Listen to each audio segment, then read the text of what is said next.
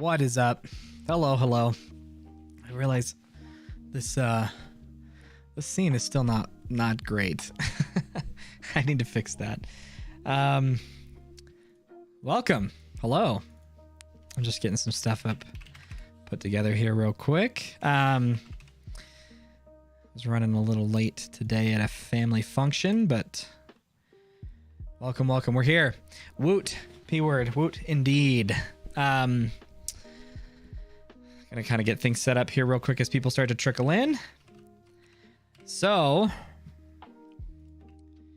excuse me. I'm sure as everybody in here knows,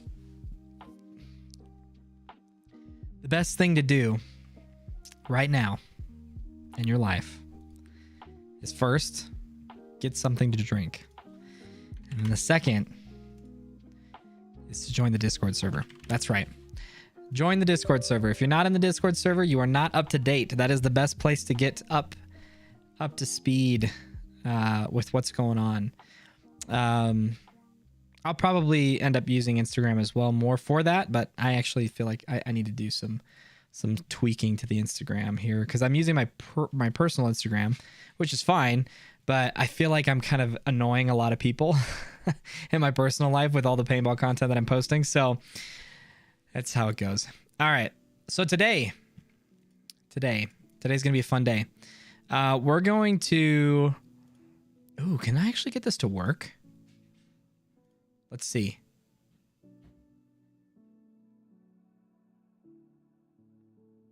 Maybe not, actually. Increase your viewership with stream moments. Chatbot.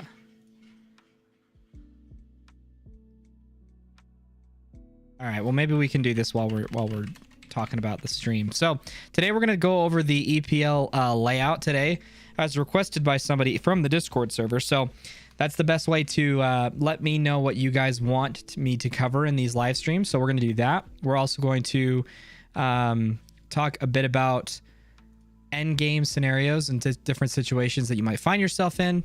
I'm going to talk a lot about just like my experiences. But if you guys have different scenarios where you can at least tell me where people are positionally, or if you just have like an idea of kind of what you'd like me to break down, then we will absolutely do that. And then the last thing that we're going to talk about is I actually have to like remind myself. Building game plans. So my next video coming out tomorrow is on breakouts and game plans. So I know everybody's dying for the black player guide. I promise it's coming next. This is another one of those where I actually asked my Discord server, which video do you guys want next? And most people voted. So Carlton, Tonlo, my guy, my dude. Thank you so much. Thank you for the membership to the Super Valuable Players Club. You are the only other SVP that I know of. I will have notifications before next stream so that they're a lot more exciting when those things kind of happen, or when those things happen. But I'm still super unfamiliar with YouTube. But thank you, dude. You've been a huge support, so thank you so much. But yeah, so we're gonna talk about game plans because I don't actually talk about it in great length in my video that's coming out tomorrow. And I guess I was talking more about the back player guide. I'm hoping for it to be released not too long after this one that comes out tomorrow, but I know everybody's going to freak out when they see that that's my next video. Go big or go home, he's the man says. Absolutely. Okay, well, let me not procrastinate any further and let's get into it. Let's see, is this the right? This is the right one, but now I'm missing. Okay, sweet. Brandon, what's up, buddy? Welcome. All right, so let's talk about this layout. Now, I've not actually seen this layout, so I don't know what it's going to be like. But I think it'll be fun. So let's turn this down just a little bit. Okay, sweet. Okay, so I will talk about the layout, but I'll also give you a little bit of my process for how I walk layouts. I feel like that's valuable, I think. So that way, you know, I'm always happy to do these with you guys. I think there's value in getting different people's perspectives, but I think it's even more valuable that I share with you like how I break it down, so that way you can break it down yourself in the future. So the first thing I like to do is I just like to see what kind of zones exist on the field. to kind of draw where I think people will likely go to off the break, and just kind of, yeah, figuring out where we would likely find the number 1s, the 2s, and the 3 on the layout. So I would assume that this would probably be what we would see for each zone. Obviously, there's some overlap, right? The Dorito side, the Dorito one could easily go here. The number 2s could go to either of these bricks, juice boxes, whatever you want to call them. But and it's possible for the number 1 on the snake side to go here, and in fact, it'll probably be that they pull up short. But I just like to see those zones first, just to kind of gauge where I think people will be. And then after that, I walk the baseline. So this, I'm looking for what is it that I can shoot and what is it that's a threat to me. So let me go back real quick.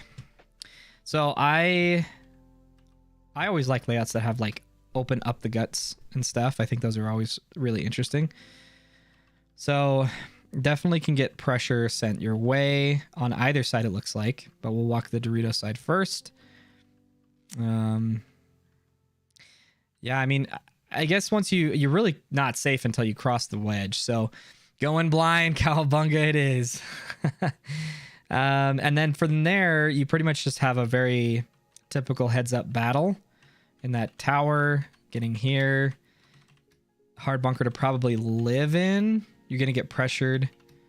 You can definitely get pressured from the wrap on the snake 1, or maybe the god. I don't know. I'm not sure exactly what you'd call that. But the little snake wing that's over there. And then from the Dorito 1, again, it's a heads up, and then a very, very typical shoot the guy in front of you and then put the guy in behind him. But let's see.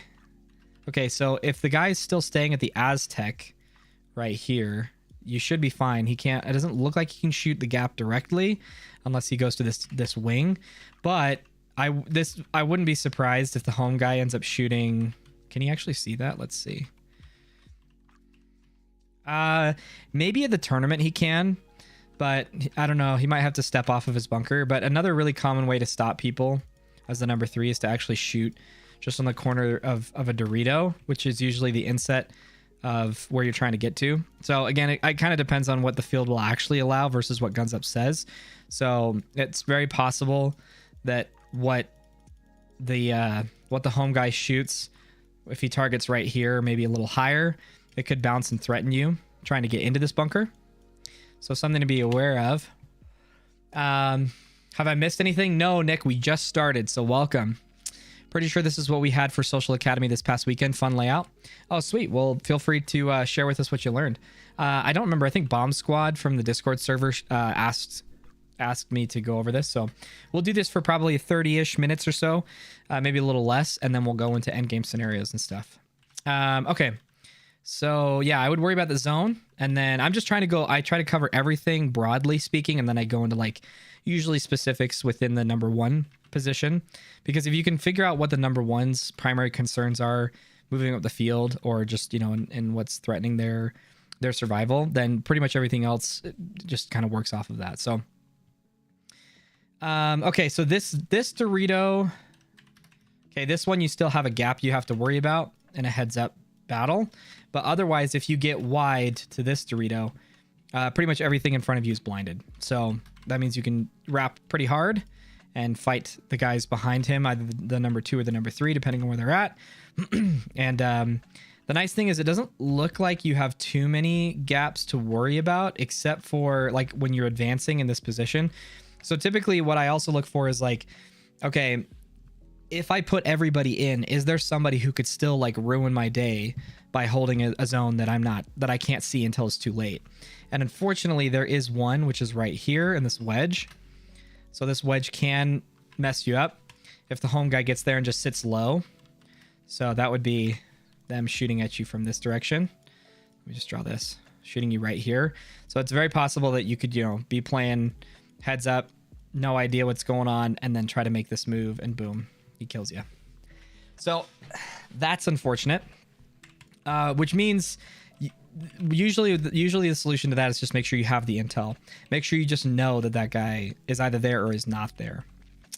Because otherwise it's kind of scary to move. As far as everything else is concerned, pretty typical like wrap and go. The only other thing that I like to look at when I try to break down specific parts of the field is when I get to a certain bunker, who's the first person I should shoot, and essentially who's like the guaranteed kill when I get to a bunker. Assuming that there's nobody at the home or this Aztec who's shooting at you, and obviously nobody at this juice box, which I'm not sure why they would be. It doesn't look like it looks like a leapfrog bunker. It doesn't look like one that would be safe to stay in. It's possible, and obviously you'd have to worry about this Aztec, but it's not very likely that the further over you go this direction, the more common it will be for them to look at you. So it's very possible that you could actually get here low and then probably kill somebody in this Aztec over here. Why don't you worry about the cross shot from the snake wing? Oh, let's take a look at it. I'm not sure. Maybe I didn't see it. Oh, this one, this gap from the progression from D1. I'm assuming you're talking about this one right here. I didn't even see it, so that's why I wasn't worrying about it. I guess the gap that I was talking about here is like the gaps that I would be concerned about are ones that I can't see coming my way before it's too late. So like this is one where if nobody was shooting at me and I could shoot the Aztec, I could shoot both of these people and check them off and make sure that nobody's going to stop me.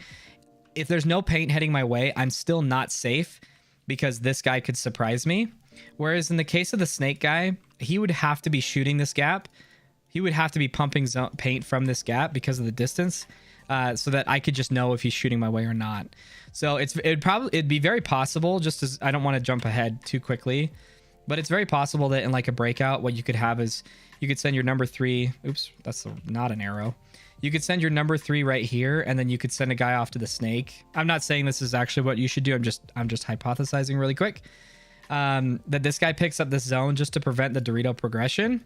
And then once this dude gets set up doing that and he has the zone and we know that they haven't crossed this, then the home guy could move his way up, take over the zone, and then go silent, right? Just stop shooting. And then this guy can proceed to do what he wants to do because now the home guy's picked up this job.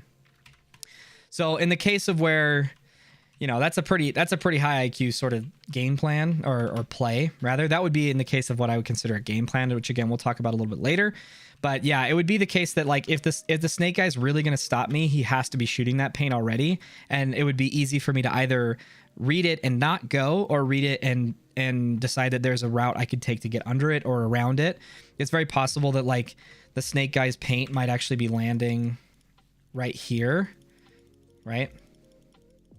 Because it's pretty hard to get paint to land here and to get paint to land here. So depending on where the paint's coming, this is one where you could just look at it and then just decide to go. You could even take even wider routes, or you could take a straight route and go underneath the paint depending on how high it is. So that's always an option. But okay, cool. Let's go up to this next bunker.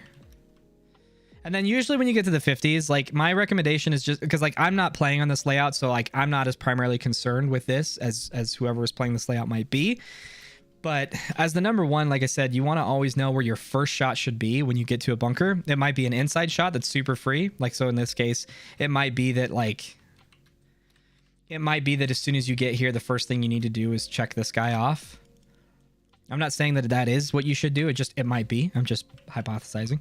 And then from there, once that's free, then you might want to check these 2 gaps right here. Because if you get to this bunker, this dude's dead if he's not looking your way. And it's not very likely that this guy all the way over in the snake corner will be looking your way. So again, if there's a guy in the 50 and he's looking at you, you might not survive that move. But if you do, this is a lot more dangerous because that's like a heads-up gun battle. So usually what people do, well, not usually, often, if you don't have like a super safe or free cross-field shot, you'll actually just wrap on your bunker. Yeah, no problem, Matt. You'll actually just wrap on your bunker and essentially cause people to panic. So one of the things that you'll notice if you watch lower division games, and I've said this in a previous video that you guys have probably already seen, but one of the things that you notice is like in a breakout, let's say, actually I can just draw circles. Let's say your opponents are here. Well, let's say you're in these positions. Okay. Let's say you are, it doesn't really matter where the Dorito side is, but let's say that this is your positioning. Okay. And let's say that your opponents make some kind of move and they get here and your call out is 50 Dorito, or doesn't matter. Okay, in our case, this would be probably Omaha. Okay. And so somebody shouts Omaha because somebody saw this move. Well, in lower division play, what's probably going to happen is everybody's going to start turning their guns this way, right? And it's really, really, really hard, especially like if this Dorito guy, instead of being here, if he was here, he'd definitely be watching the wire. But I'm not over exaggerating when I tell you that if you watch lower division games and people call it 50 snake or 50 Dorito, you just watch. I promise you, watch how many guns turn that direction and you'll be surprised. And so how do you overcome that? Well, the easiest way to overcome that is to first know if you have a good shot on that bunker or not. And in the case that I drew, everybody seems to be able to see him kind of like see this player. But if for example, we had a guy in the 50 snake and I was in this and somebody was in this Dorito here, and here, well, who is it that really should be concerned with this 50 Dorito? It might be the case that this guy can look there for a second to maybe catch him sleeping or whatever the case is, but he should not stay on this job. Okay. Because could be very easily run down if he's too focused on what's cross field, right? And it's very likely that this guy's actually going to be sitting in this pocket more than he is going to be trying to do this. Okay. So this guy doesn't really want to do that. This corner guy definitely is concerned with the 50 Dorito because he's the only guy that's going to stop him from running down the wire. So he definitely needs to look at him. But this guy right here, if he can see the teammate that's right in front of him, he knows that any angle that he takes is going to be unnecessary, right? And that's because if this guy looks at him and this guy looks at him, then all of this zone is protected essentially. As long as these two people are doing their job, it actually makes this guy's kind of useless, with the exception of stopping any sort of like secondary moves of people behind the guy that's in the 50. So that's, I guess I shouldn't say useless. It's just he is not the guy that's going to kill this dude. If anything, he's going to be the guy that's going to try to find some either up the center move, or he's going to try and fill out to support his teammate. So for example, it's possible that like these guys make a move where this guy, he can't just stay here and hold this zone, or the Dorito side progression just completely stops. Or at least if that's what he wants to do, this guy then has to take over and become the number one, because you have to make some kind of forward progression. Okay. So in this case where this guy doesn't want to move anywhere, he's got a really great angle. This guy then needs to either take this route to become the Dorito 1 or to make some kind of up the center move where he can then stab him out. It's a pretty protected bunker, to be honest. That'd be a pretty hard play to kill him that way without dying yourself. So especially if you had a guy right here, right? This guy is in a really tough spot, probably a really bad spot, because it's a 50-50 if this guy has to live behind his gun if this guy decides to challenge him. So I would probably say this guy needs to get out of there and become the dude that like looks for the bunker, like the run through to kill this dude. And wherever he decides to go, it's hard to say. Like I'm not going to analyze. I'm not going to like super analyze it right now. But this guy's in a tough spot. This guy can provide some kind of support. But as soon as he sees this dude, as soon as he makes eye contact with this guy, which he probably can, let's actually see. That pin's blocking it. So I guess my point is like the way that you don't overlap jobs is the farther behind the field you are, the more aware you need to be of where your teammates are looking. That's really what I'm trying to say here. You need to see where your teammates are looking and try not to overlap jobs when that's the case. So if this dude, yeah, okay, perfect. So if this dude was here and he heard 50 Dorito, this guy can certainly look here and shoot. But as soon as he sees this dude turn this way, he needs to do one of two things. He needs to either say, no, look my way. And this guy stays this direction, shooting snake way to protect you. Or you let him do that, and then you turn and play heads up. Okay? Because if you see this dude's back, your teammate, and you're looking here, you guys are doing the same job. Okay? Does that make sense? So that's something to be aware of.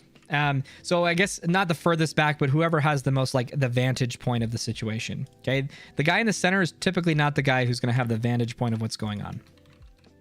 So if you go back really quick, this dude should not concern himself with what's going on in the 50 Dorito. He just needs to tuck in tighter if he's not already, and then just continually protect his Dorito guy. And then we already talked about everybody else. So let's go back to the Doritos really quick, and then we'll finish up with the snake. And then we'll look at the center. Okay, so not really super free, but there's definitely kill potential here if the guy's not looking at you. Like that's a pack hit for sure. This is a pack hit too, depending on how tight in the wing they're playing. And this might be a shoulder, maybe a pack. But otherwise, oh, that's a big gap. That's a scary gap to go through, because then you've got this snake, this mini wing or mini wedge looking at you. But okay, so if you get here and you're controlling what's in front of you, or rather what's on the inside, this guy's free, this guy's free. Probably a pack, definitely free.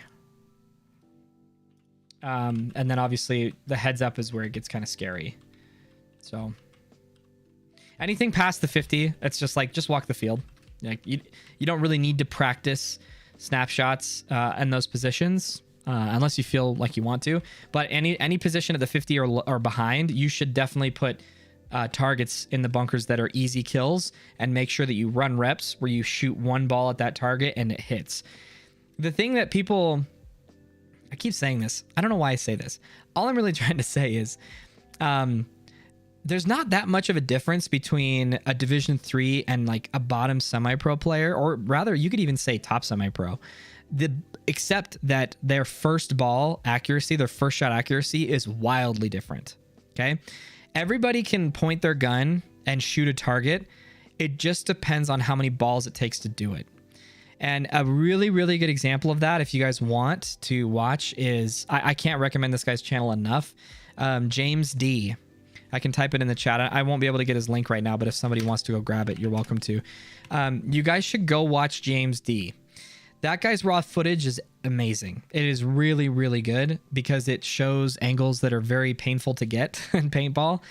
And what you'll notice when you watch lower division games, and I say lower division like D3, D2 even, is that those first 2, 3, sometimes 4 and 5 balls are just not hitting anything. They're just super inaccurate.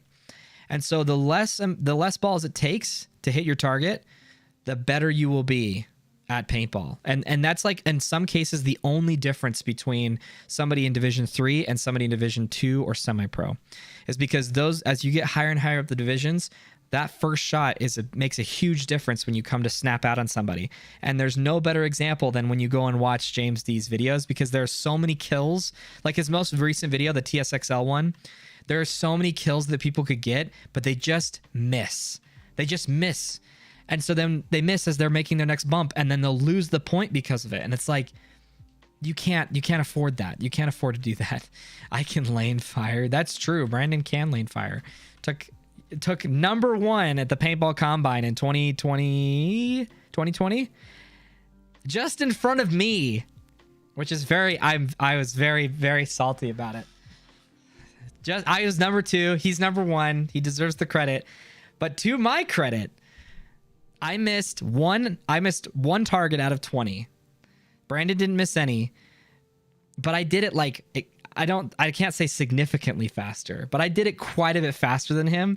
But missing that one target docked enough points that I was behind him just by a fraction, and I took second. So I am better. I'm just kidding. Okay, let's look at this really quick up the center stuff. So pretty typical up the center. Like anytime there's a wide open center, it's usually just mind gaming the guy in front of you, which we can go into in just a second. But obviously there's like a straight up the gut shot on either side. You can decide instead of that, you can shoot this dude, or you can shoot this dude. You can even, it looks like you could even shoot right here and here, depending on what you decided to do. So you could do it over the top. Over the top would probably be a pretty common play because it gives you a lot of vision. I did it without glasses. That's true. To your credit, you did do it without glasses. I was listening to the Play the Game podcast, and they talked about how at clinics, the guys who were very good at snap shooting a target were usually bad at gunfighting an actual opponent. They said that when they were practicing snapshots, they would just battle another teammate. The target is not shooting back. What are your thoughts on that? Well, so in my experience, when I went to the paintball combine, okay, I'll make this quick. This doesn't need to be super long. I just have a lot of feelings about this.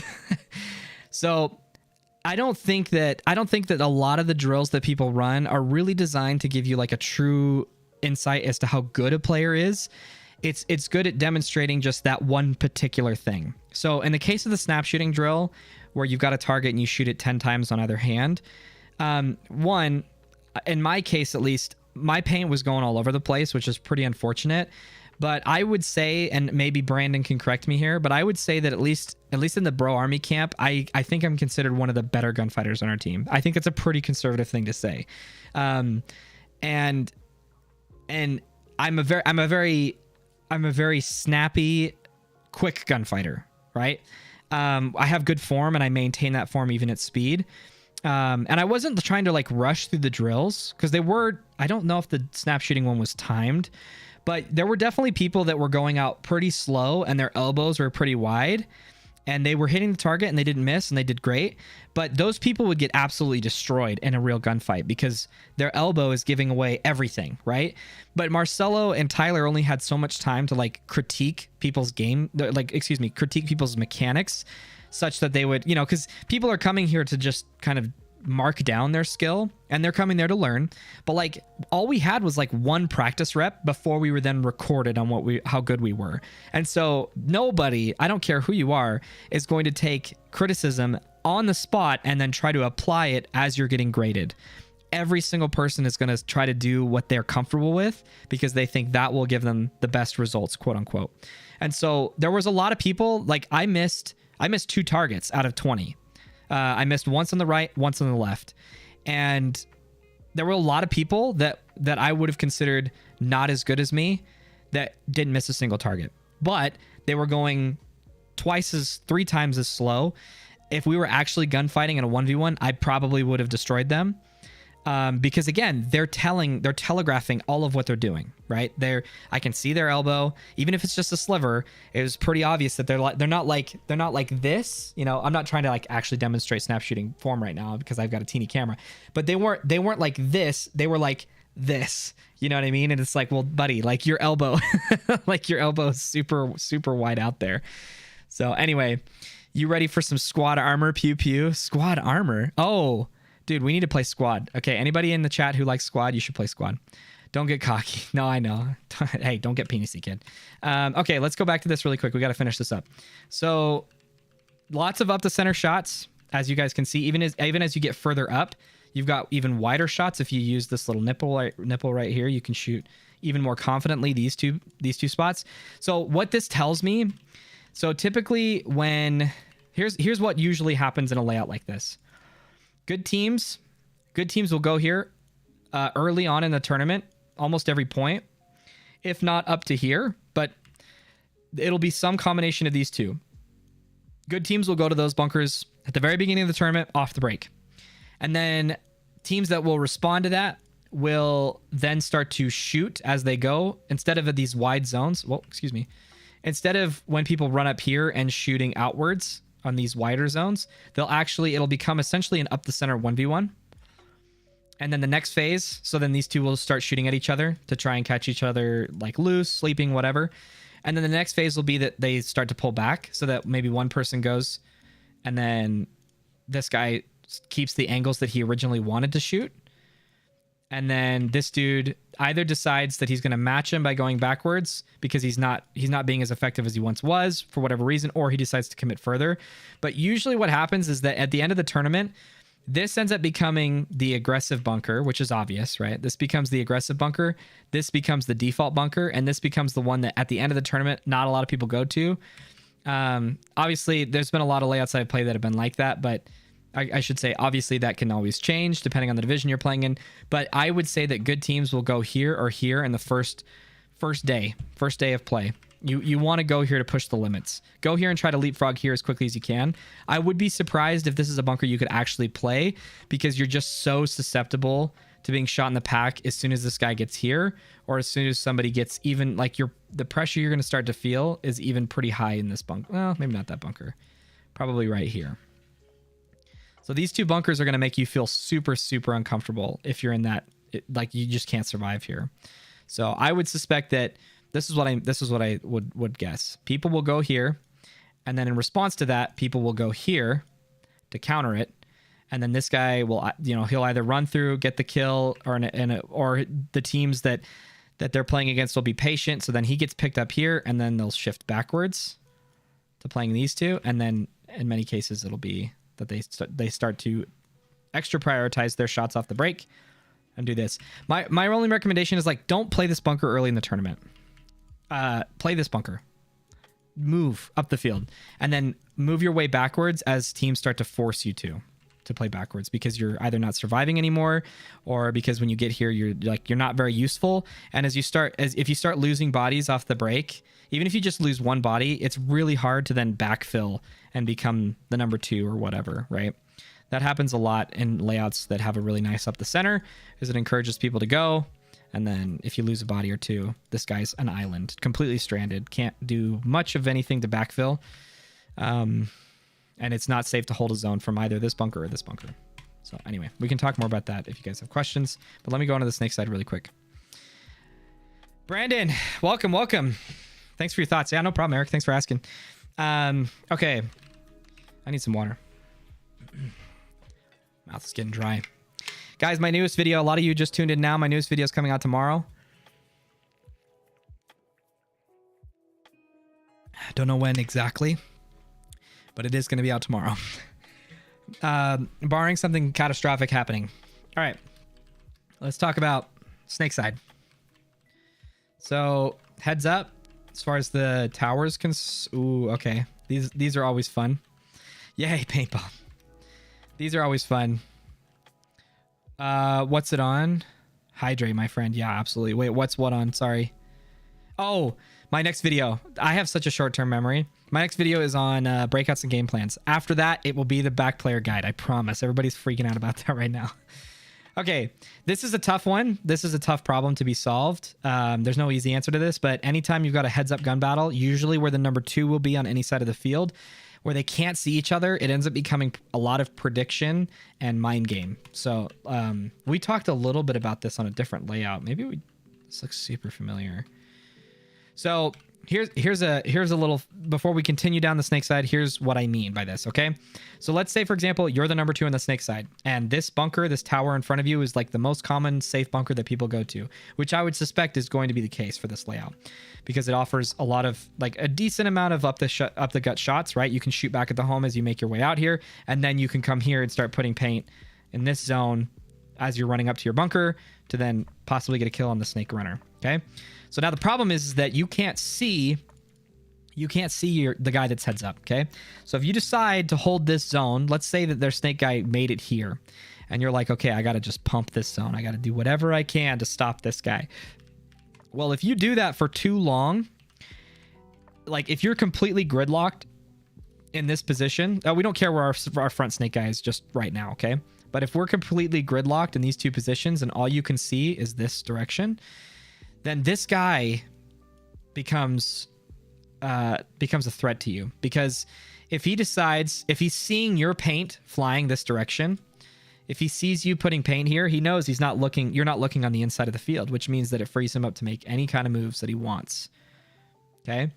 Now, that doesn't necessarily allow their snake player to make it, but there's a lot, especially at a high level, there's a lot of sneaky things that people do in blind heads-up battles, okay? Let me just show you some. So again, you're stuck here, okay? Or their opponent's stuck here. You're here. You're stopping this guy. Well, there's a lot of times in which, let's say they've got a guy here and a guy here. If this guy recognizes that, he moves up. That's the read, okay? Now he's holding this zone. You have no idea he's there. And then this guy, the home guy, sees that play and then is like, okay, I'm going to backfill. And so now, if this guy was the one originally shooting, let's say you were completely mirrored up, okay? Let's say you were, that's not really a great angle. Let's do right here. Let's say you were mirrored up, okay? And you're still pumping at this guy. This dude goes quiet and you don't know he's gotten here. Well, as soon as the paint stops coming towards your teammate right here, that's going to give him the confidence to go. That's going to give him the go button. So as soon as he does, this guy's already set up the trap for that. Okay. And again, it's quick. It's seconds. We're talking, this is one move. Okay, so this guy, and again, if this happens in the first 5 to 10 seconds of the point, which is what I always say, I need to come up with a word for that specific moment in time. But if it's within that first 5 to 10 seconds of the point where there's still a lot of movement, a lot of chaos, people are trying to control the field, this is a really easy move to make off the break. Well, maybe not easy, but it's like a decent move to make with very little worry, right? Because if we're looking at this from the home guy's perspective, the threat would be at this moment, okay?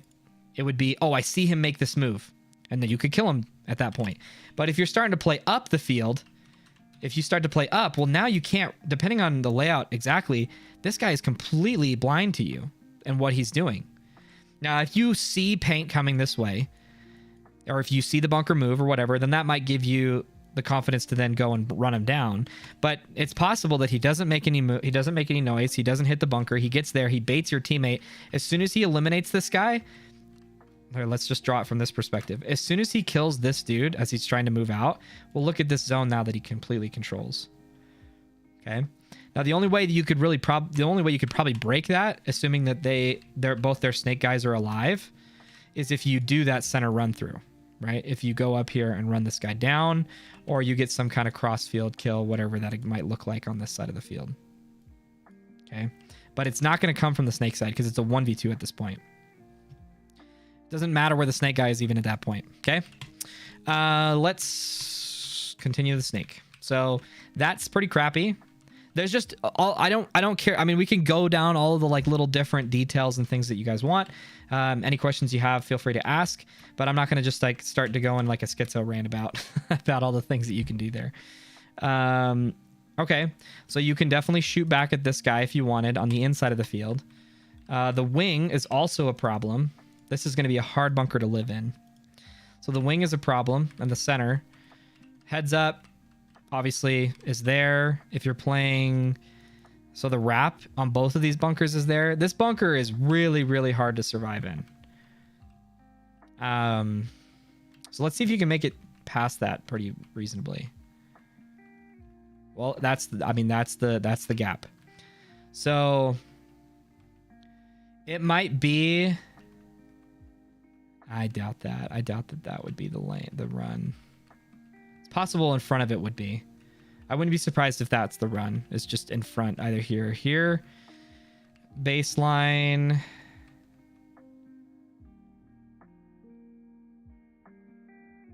Yeah, I think the baseline would be pretty safe. I mean, as safe as... A little bit safer than going to the wing off the break, and then... Yeah, this corner bunker just dominates so much. So like if for example, you make it to the, let's say that the layout is, or that they get here and here, but your positioning is here and here. Dude, you are so oppressive to that cake with very little threat from the tower. So that's a pretty strong play. I would suspect that what you would see... So here's what I think. Obviously... When people play the layout, they'll figure this out. But I would suspect that you'll either send your front player to risk his life going here, taking some kind of route like that. I mean, there's lots of different ways you can get in there. You could go here. You could just go straight in. You could probably go here and over, maybe. That's kind of a lateral running, like straight side running is not easy. It's super awkward. At least in that case when you got to like hook. And then otherwise, I think that what you'll probably see fast guys get to the corner, whether that's their 1 or 2, whatever. This guy will go here, and then this dude will become the 1. Can he wrap on this guy? He cannot. So maybe not. I mean, you could. You could do the inside shot. It's not super safe, but you could. This will be a shot that exists. So whether that's over the top of the bunker, you can't... I don't think you could do it. Maybe you could. You might be able to, but if that guy crouches, if the tower guy crouches, you won't hit him. But if he's standing, any shots that you put over here and over here will threaten him. If he's standing, it's the same layout as the World Cup layout last year. Corner and dive to the... yeah. So that's the other option, is if you make it to the corner and you don't want to like leapfrog in, you just could easily get in right here. Exactly. I always wear 2 shoes when I play paintball. Big IQ plays. Nice. Yeah, I noticed a lot of your... well, I was watching some of your raw footage that you sent me, and there were some plays where you were playing the number 2. And then you... I can't remember actually the specific points. Never mind. Matt, I need to become a member on YouTube. I'm a subscriber on your Twitch channel, by the way, but I'm not a member on your YouTube channel. Okay, so that's obviously an option. Inside play looks pretty safe as long as you check off these 2 guys and just know that they're not looking your way. You're pretty safe to just go here. Like, I would be so surprised if this dude actually was a threat to you. Because this is like a check off these dudes and then get low and go, right? That guy right there can't really see you. And all the points I has 2 shoes on. So we have the best paintball YouTubers here. This is awesome. I don't have memberships yet, so you're all good. Oh, you don't? Oh, okay. Well, then I'll just keep my Twitch. I'll keep my Twitch subscription there. We have the best YouTuber in chat right now, with the exception of Ronnie D-Zone. Sorry, Matt. Sorry. And I can't consider myself the best yet. I'm still a wee lad. Okay, so let's see. Up here, would there be any reason to stop? I wouldn't recommend stopping to shoot this dude. I don't think that's necessary. I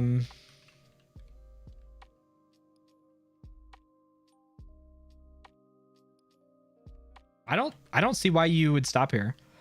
And my logic is that there's no reason that you would stop here to shoot this guy. Actually,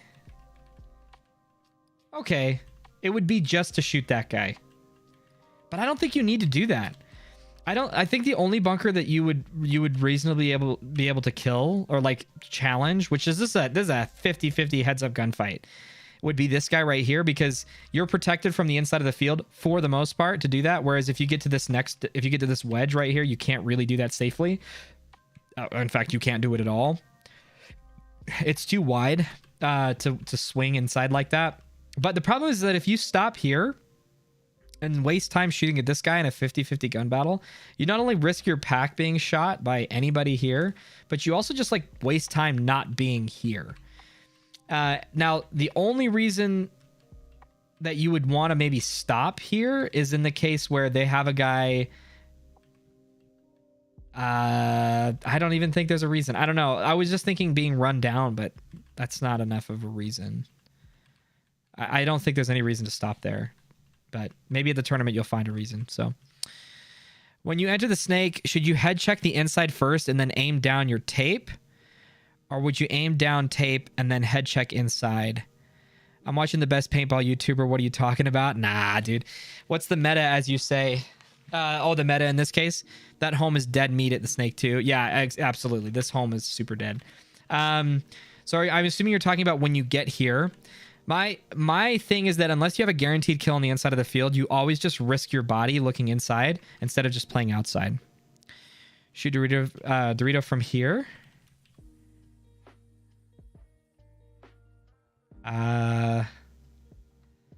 Even if you step off, even if you step back, you know, you could actually maybe kill. I don't know why this guy would be looking inside at you. You might be able to get some pressure. The only other thing I guess I'm not really considering is that you chop off a zone pretty good. But I just think zone control as the front players is really bad. Generally speaking, you should not do that unless you're trying to like hold a point because you're up, you know, you're up a lot of points, or because you have a very specific reason as to why. Like, a lot of times, if we know that their like front player is super aggressive and will just constantly look for ways to just move up the field, sometimes what we'll do is we'll just hold that zone for like 2 minutes and make them super uncomfortable because they'll want to like force themselves through it.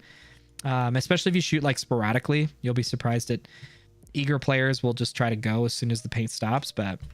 But again, like, you're your widest attacker. So for as long as you decide to shoot on the inside of the field is as long as you won't be pushing that side. So I don't love that inside shot. This, because again, if you get here, you've got the same job, but way more protected.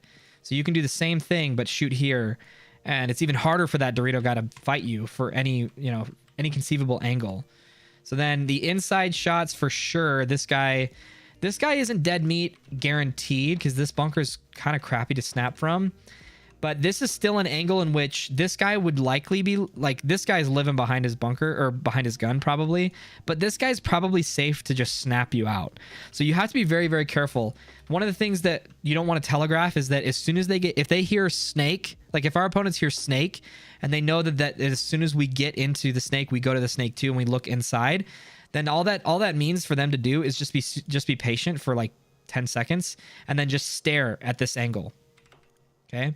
Which is actually what or New Orleans Hurricanes did against us when we played them in Florida World Cup, I'm pretty sure. Or maybe it wasn't World Cup, maybe it was Sunshine State. I don't remember. But that's all they did. They said they knew as soon as Sage got into the 50 snake, he'd look inside. And so they would have a guy posted up on him, just sitting there quietly waiting for him, and then they'd snap him out. And if they missed, obviously, then the game progresses as normal, but that's a pretty close shot. This would be a hard thing to just miss with one ball. So, especially if you're not super, super tight. Never mind the tower if he is sloppy. I agree. I really hate zone control when playing the one on the snake side. Well, it's true for the Dorito as well. Also, should a front player ever be laying down a lane? Is there ever a situation where that's the best action? Probably burning the clock. Yeah, so it's all contextual, but my rule of thumb is if you can't go anywhere, you should always be shooting paint. So if you can go somewhere, or if you think you can fight your way up the field, you should definitely do that. Because here, so let me maybe simplify this. Your aim is to get up the field by playing on the outside. Okay, that's like the standard meta. That's what you do as the front player. You wrap and go, wrap and go, wrap and go. Now, whatever route you can take that's counter to that, that's safer, that's the route you take, okay? But your whole aim is to go forward. Now, the only reason that you stop as a front player is if you have a free kill or if you have a job that you specifically received from your coach that is, I want you to do this thing. So it's very possible that like we get into the snake for free because they can't shoot us because we're just too fast or their guns aren't good enough or whatever. And that we know that after the first 10 seconds of the point, their home guy starts to look for an up the center move to this bunker. Well, it could be that we then tell our front player, all right, you're going to get into the snake as fast as you can. And as soon as you get there, you're going to look for this center move. And you're just going to hold that for 30 seconds, 45 seconds, even a minute if you have to. You're going to hold it and you're not going to shoot and you're just going to go silent.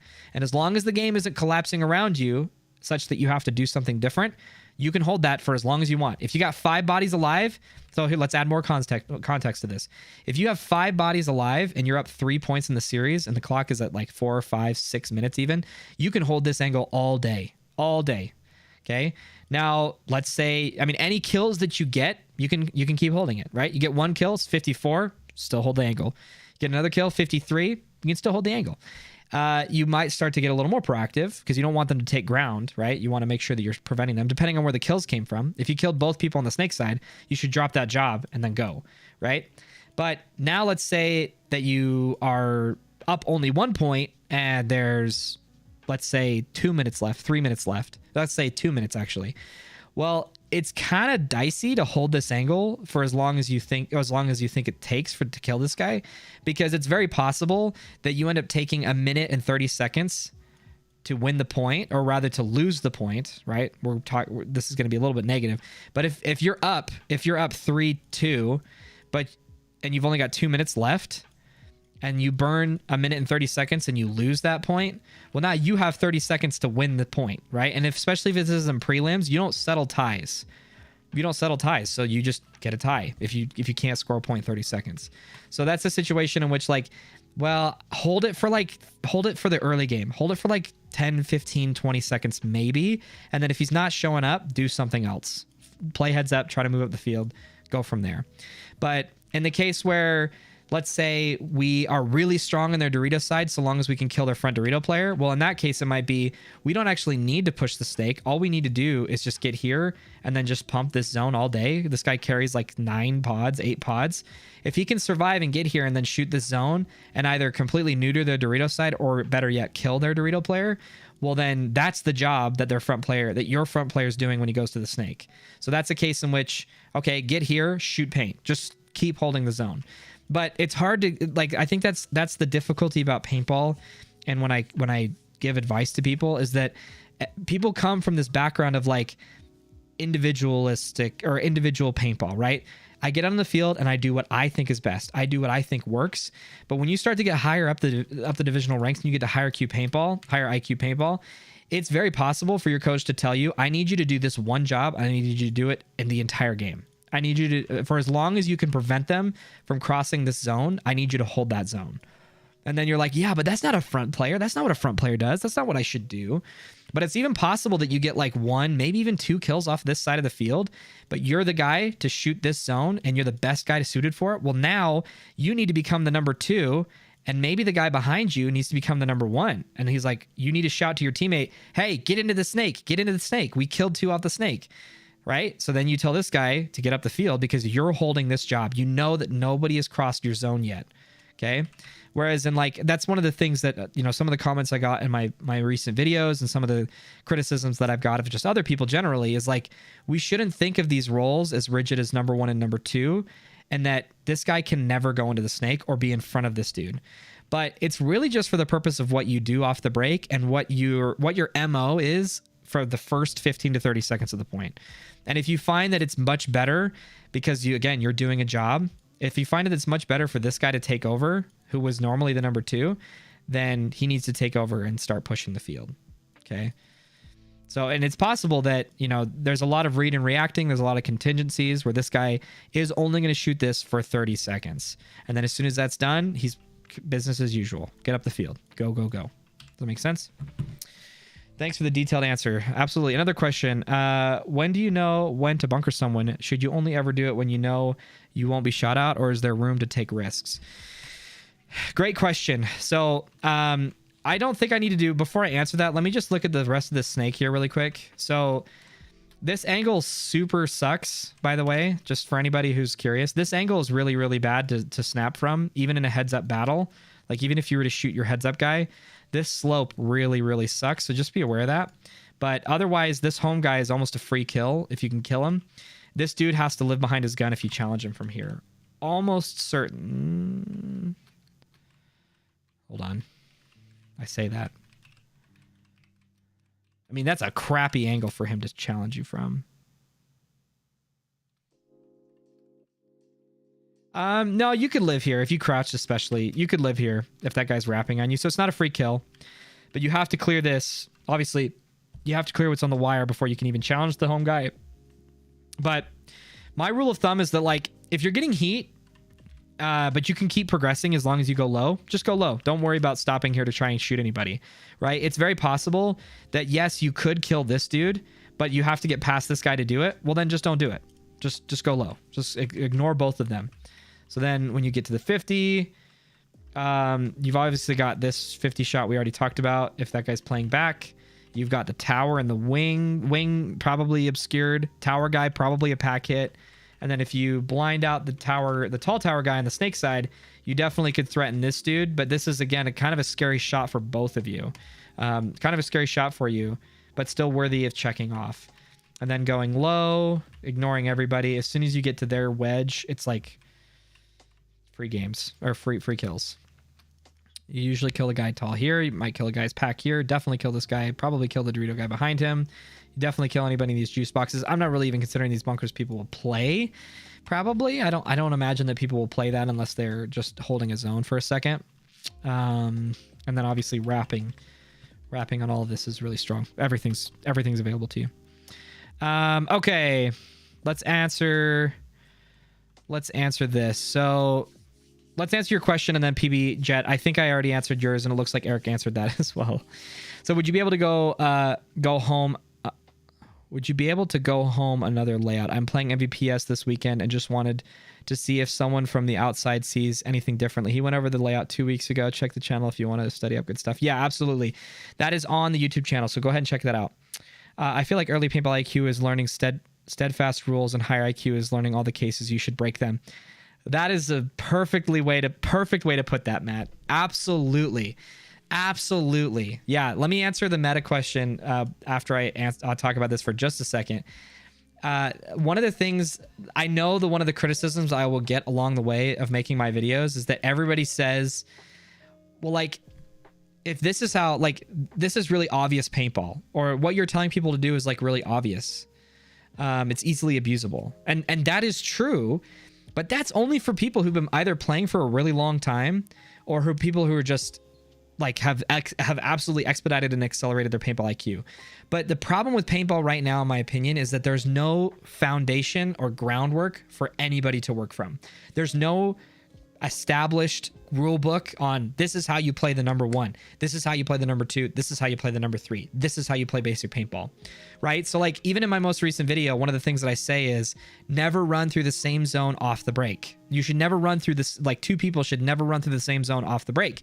But you'd be surprised at how often that happens. If you watch any layout where there's a corner bunker and a guy takes a snake off the break and they send both of them there at the same time, that is the same zone. And it happens all the time. Now, it's, you know, people will recognize immediately that this is a meaningfully different angle than this is. But that's why, as a home guy, if you're kind of certain, especially based on like players' tendencies or teams' tendencies for what they do, if you've seen a team that does this off the break all the time, then all you have to do is fan your gun up and down. That's all you got to do, is just shoot up and down quite a bit. Now, you certainly, like, if you're not dedicating to one kill, then you're certainly not, you know, you're going to reduce your chances of killing either of them. But it's not hard. It's not impossible to shoot both of these people with one gun. So you just never want to do that. It's just not safe.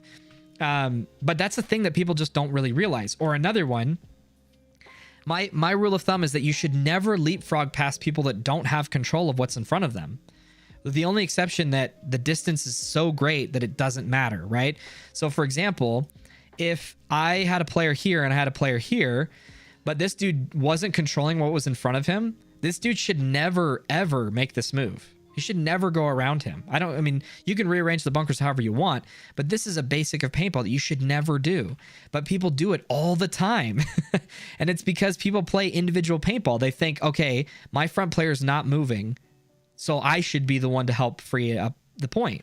Now, it's possible that as soon as this dude gets to, let's say, for example, there was a bunker right here. This guy gets here, he draws all the guns to him, so they're pulling up short.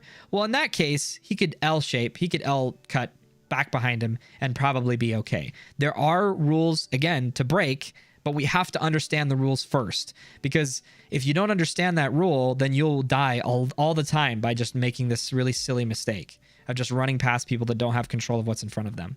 It's one of the most common mistakes that you see in lower divisions. And even in like Division 3 and 2, you see that sometimes. Where people are like, all right, I'm going to yeet it out. I'm going to go. And then, boom, they die. Okay?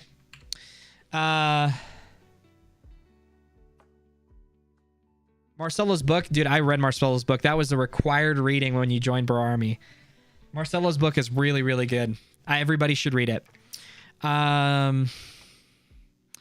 Music theory is a lot like that. Intro is hard rules. Advanced classes are all the exceptions.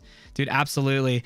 Matt Perna with the supporter. Thank you, buddy. I appreciate that. Thank you. Thank you very much. I'm sorry there's no cool, fun, exciting animations and sounds. Those will come very soon. I promise you. But thank you so much. I really appreciate it. Yeah, actually, if you,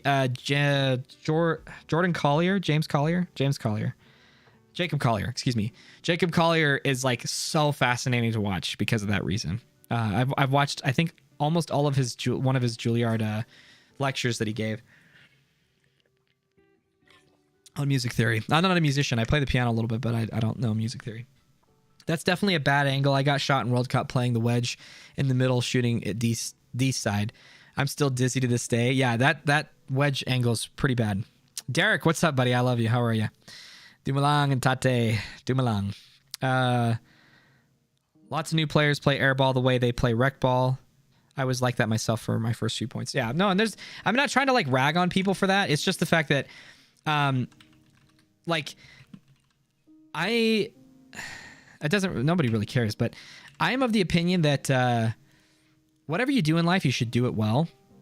And if you're going to play in a tournament, you should care about getting better and progressing. And so many people do not. And that's okay. I realize that like not everybody, I mean, if I were to play in a tournament this year, especially, I wouldn't be like, I'm trying to go pro after this event, right? I would just be going to have fun because we haven't played all season long because of X, Y, and Z reasons I already talked about. But like, if somebody is going to be, excuse me, in the sport for a long time, don't waste your time. Okay. It's okay. It's okay that you go to have fun. But if all you ever do is go and play with other people that you just want to have fun with, and that's great, you will end up wasting so much otherwise potential and the experience. You know, you just waste so much time, right? You spend a lot of money to do this, and if you just go to lose, that's not fun. If you go to win D4 every single event, great, go do that. But that requires some level of like progression. You need to be getting better to do that, right? So, okay, let's talk about, so we've covered the EPL. I hope you guys, you know, for anybody's tuning in just now, you can go watch the rebroadcast of this to see the beginning of it. Up the center stuff is super crazy. The only thing I'll say, I think I actually remember talking about this already. The only thing I'll say is that any type of center that's this crazy is that you just need to, what you need to understand is I have a limited time of survivability as soon as I cross like a threshold, okay? And that's pretty obvious. It's usually because as soon as I get here, I have to play super tight. Everybody can see me. I need to make a move. So as soon as you cross this threshold, I would say that you have a limited time of when you can survive, okay? Obviously, depending on the division you're playing in, but this should be that you're leapfrogging. If you're going here, you're doing it because you're trying to leapfrog to here. And if you're getting here, you're doing it to either do a job for a second or leapfrog to here, and so on and so forth. You're really trying to get to this center right here so that you can either bait somebody into a zone that you're holding, okay? Because you're trying to bait a zone, or because you're trying to surprise somebody when they come to snap up at you, which is also a possibility, or because you want to run down their other guy, okay?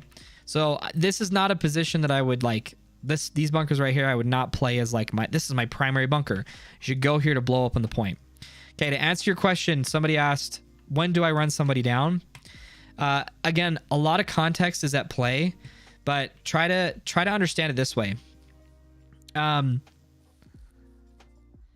It's almost always good to trade 1-for-1 unless you're down points and you need to score a point. Okay. So if all things are equal, if you guys are tied in the series, scoring 1-for-1 is okay. Again, if we take that same thing, tied in the series, we score 2-for-1. Excellent. You should always take that. Even if you're down 3-5, and you've got, it doesn't even matter, take X amount of time, you should always take trades 2-for-1 every time. Okay, this is how many points we have, not how many players are alive. Obviously, if we're only one player, if we have one player left and they have 3 and we trade a 2-for-1, well, then that doesn't help us, right? Because then we still lose the point. So obviously there's a threshold that you have to reach. There's a lot of times where I'll see people that like they're in the 50 and they're like, oh, I got to run some guy down, and they kill this dude back here, but everybody else is dead, right? You guys have seen that all the time. Okay, let's say he does kill this dude, but this guy's alive, this guy's alive, this guy's alive, and this guy's alive. Well, like, why? Like, you don't do that. You shouldn't run the guy down in that situation. So I guess the best way to answer this question is, hey, Derek, becoming a super valuable player. Okay, buddy, listen, you can't be subscribed to me on Twitch and be a supporter on the YouTube channel. I don't want to make your wife upset at me. That's so sweet of you, dude. Thank you so much. You're the second SVP, the second super valuable player. This layout looks like those old 7-man layouts. It does, actually. So maybe what I can do to answer this question just really quickly is give you some kind of like bullet points that you should look to use when deciding. Wait, is that a donation, or what is that? Is that a $2 donation? Is that the first donation on the YouTube channel? I don't know what that is. I'm so new to YouTube. But I see a work emoji. Dude, thank you so much. My goodness. I love you, buddy. I hope you're doing well. Hope the family's doing well. Okay, let me give you some ground rules. So, obviously context matters. Take into account how many people you think you can kill in your run through, and then go from there. Understand what positioning you give up versus what positioning you're taking away from them. Okay, it's not usually a good idea to leave the 50 to go kill some back player unless you know that it can be followed up with actually winning the point. Okay, so let's say, for example, they only have one Dorito player left on the field, and then they're a complete island. Let's say they've got a guy here and a guy in the snake, but you've got a guy here a guy here, and a guy here. And let's say this is your positioning. Okay, so if you guys remember, so this is a 4v3 right now. Okay, in this case, giving up positioning to kill this dude would open up the play for these two players to push this way and flip the field. And we want to do that because then we can contain them in this zone. Dude, Derek, JK, you need a vacation. $1.49. Thank you, buddy. My goodness. Blowing up the chat with donations. I appreciate it. Thank you. I appreciate that. I have no idea how YouTube donations work. So, again, we'll have some fun, exciting stuff soon for sounds and things. But so that's a situation in which leaving the 50 is a good idea because you can blow open the point by flipping the field, right? But if you are the only person alive, and let's say this is your positioning, okay? Well, now, unless you can guarantee that you'll get the 2v1, that you'll get the 2-for-1 rather, this is a really risky play, okay? Because you're the island. You need to stay alive here. Because if you go here and kill this dude, and they've still got a guy here and here, and your positioning is here and here, well, then all of a sudden they can blow open the point this direction and you're trapped in this corner. Does that make sense? So understand who can follow up. Like if you hear a bunch of teammates next to you, you usually could be confident to know like, okay, if I run through and I get at least one guy, we can match the position that we already have or whatever. But the other thing to consider is that if you're 1-for-1, it gives you a positional advantage and removes theirs. You should always take it, okay? Almost always, I should say. So in the case where, let's say you're here and they are here, and then you've got an island set up, okay? Let's say it's even like this. So it's a 3v2, but they have superior positioning. Well, if you can run this guy down and kill him, even if you die, well, now all of a sudden this is a 2v1, and this guy's in bad positioning as long as this dude can swing this way, okay? Because then they pinch him. So usually my gut feeling is that I need to run somebody down because their positioning is going to eliminate everybody. You can't tell me what to do. I'm a madman. You absolutely are a mad lad, dude. You're a madman. So usually it's like, for example, if I'm the front player and I know that they get to the 50 right off the break, right? And they're just applying so much pressure to our snake side, and I know that if it's only a matter of time before they start eliminating people, well, that's when I'm going to fight as hard as I can to fight these people to get up as quickly as I can to then run this dude down and just trade 1-for-1. That's all I'm looking for in that situation. Now, this is a situation in which this play would be bad if they killed these two guys. So then I go run this dude down. Well, now this dude got a 3-for-1, essentially. Okay, so you have to be aware of like how much have they killed my teammates already, and if not, do I need to run this guy down because it's only a matter of time before we start losing those bodies.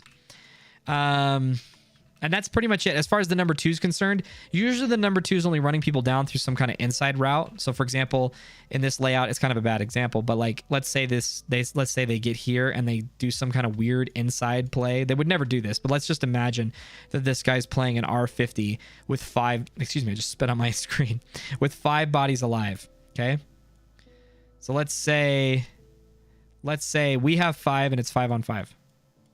It doesn't matter where everybody else is. In this case, I would be looking to do some kind of up the center play to go kill this dude because that's advantageous. Now, against a good team, they'll know that that's what you're gonna do, and so they're trying to, against a good team like the Hurricanes, they would bait you to make that play. That all they would say is, all right, I want you to get to this bunker and I want you to stay alive. And just your positioning alone will apply a ton of pressure, and that'll cause people to panic and force them to make this at the center play. And the answer to that is like, well, what do you do in that case? Like, how do you not get baited into things? There's no answer to that. It's paintball, baby. It's all chance. It's all like, well, maybe they did set up a trap and they fail, right? Maybe you kill the guy that was trying to set up the trap, or maybe you do go run through and they miss and you kill this guy, and it ends up just being a 1-for-1. But now they have bad positioning on the Doritos side. Okay. So now it's a 4v4, but now we can launch and go Dorito and take the Doritos. Whatever the case is, right? So that's paintball, baby. Do I have anything? Yeah, there you go. Wait, what's this one? I say Nope. Bing bang. Oh, there you go. I got a soundboard I don't ever use. Okay. Okay. Cheeks are looking real red. Questions, comments, concerns. Anybody have anything else before we go quickly into end game scenarios and game plans? I mean, we're kind of talking about it right now. We're answering some of your questions and getting to those, but if you guys do, feel free to ask. I'm going to keep going otherwise. So, okay, hold on. We need some new music.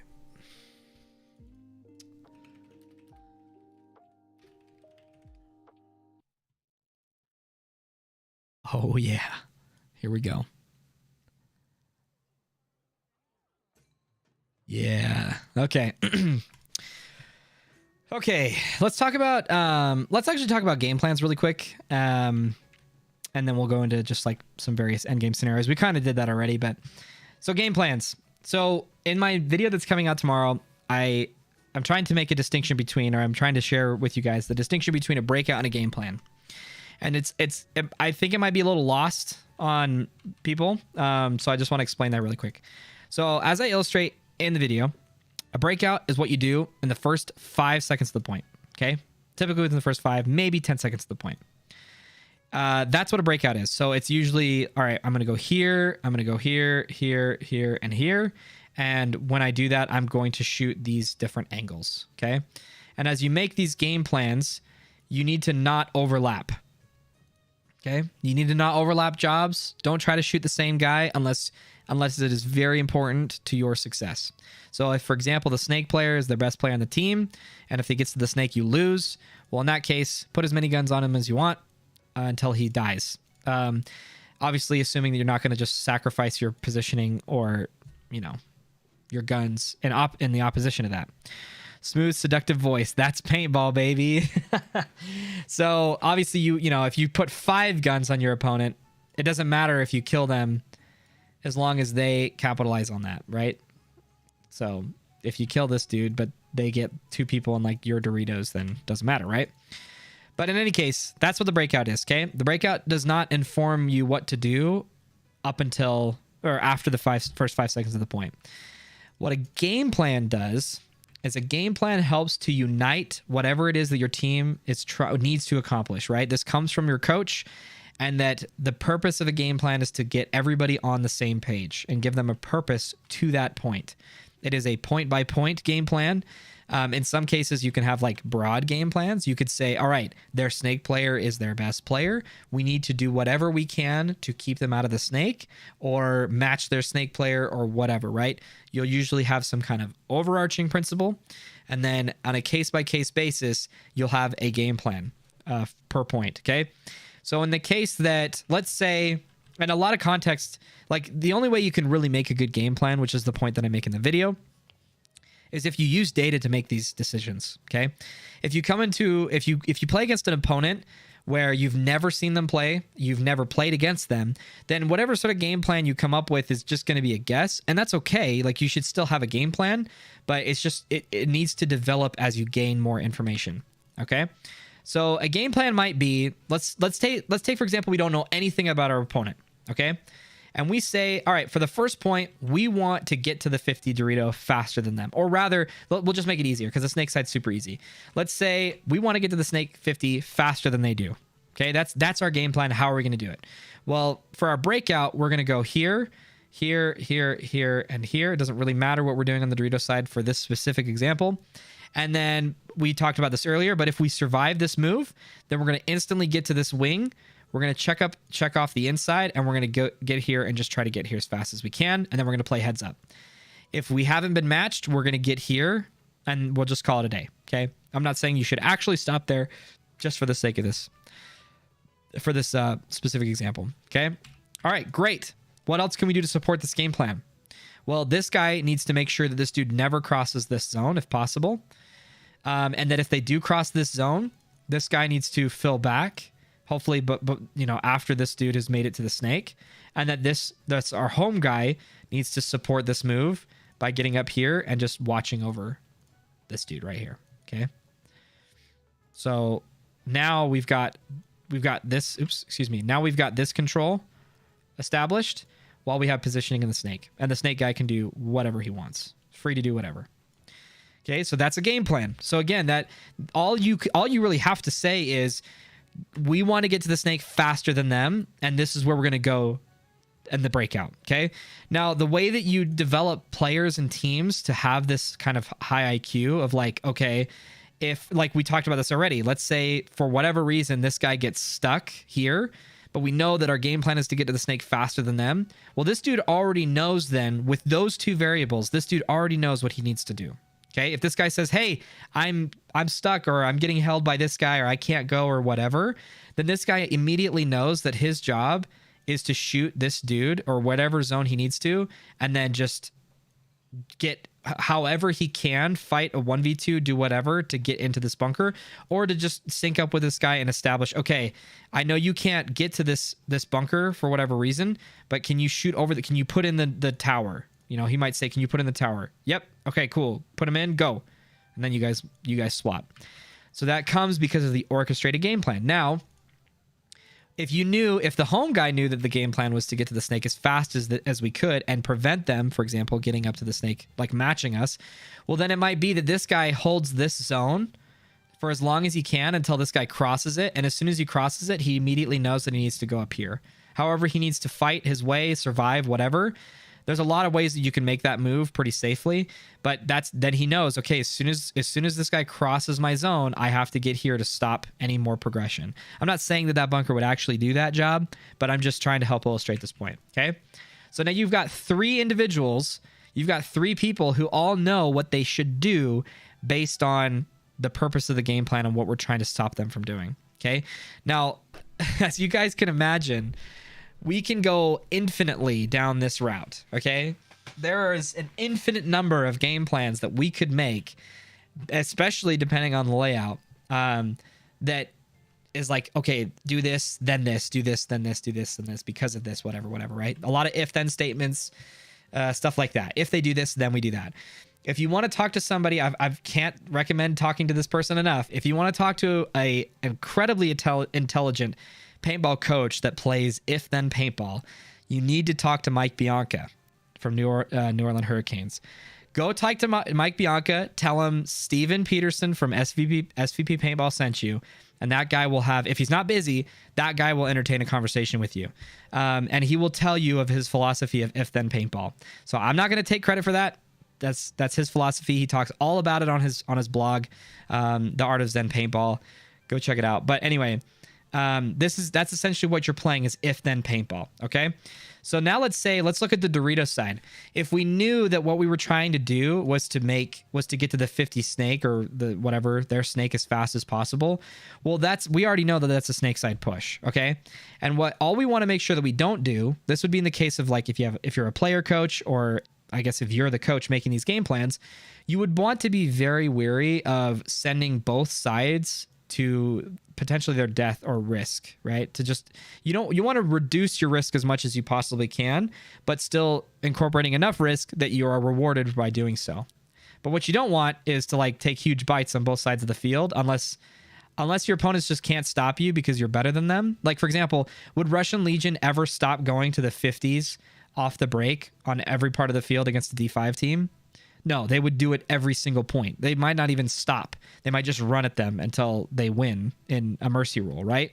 So obviously, if you're much better than your opponents and they just aren't hitting their shots, it's possible to make this play every point until they respond to it. But I'm just saying, generally speaking, because our opponents are going to be at least as good as us, then we need to be mindful of that. So that might mean that, okay, we're going to pull up short on the Dorito side, but we're going to play very aggressive on the snake side. So maybe for our breakout on the Dorito, we go here and here.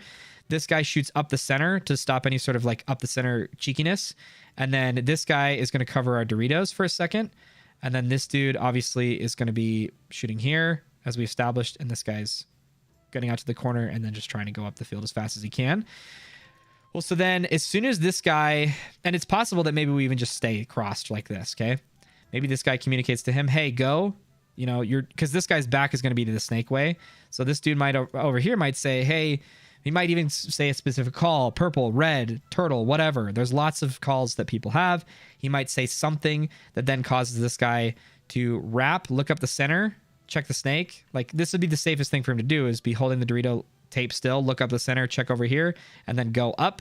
And now he takes over this job. Okay. Well, as soon as this guy decides to come off this zone on the Doritos, well, now this guy needs to pick it up. And then now it's go time. All right, buddy, let's go. Like, try to make it up.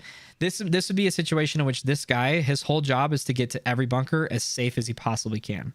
Okay. So usually if you are fast pushing one side of the field, you are slow pushing the other. And all that really means is that your front player makes every single bunker he can as safely as possible, which means that if he has to gunfight to do it, he doesn't do it.